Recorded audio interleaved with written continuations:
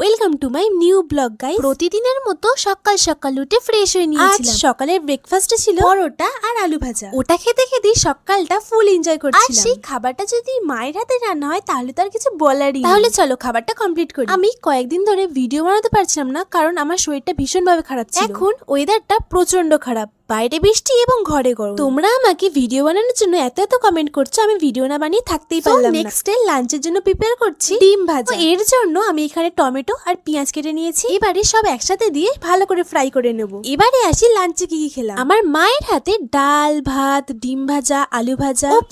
ডিম ভাজাটা তো আমি বানালাম। তো যাই হোক, সবাই যেরকম বিরিয়ানি আলু রাইস চিকেন কম্বিনেশন করে, সেই রকম ভাবে আমি ভাতটাকে আগে লেবু দিয়ে ভালো করে চটকে মেখে নিয়ে ডিম ভাজা আর একটু আলু ভাজা সব একসাথে মুখে পড়লে আর কি চাই। এইরকম ভাবে আজকে লাঞ্চটা কাটালাম। তোমাদের কেমন লাগলো অবশ্যই কমেন্টে জানিও। নাও স্টিল দেন হ্যাপি। দেখা হচ্ছে নেক্সট ভিডিওতে। এখনের জন্য টাটা।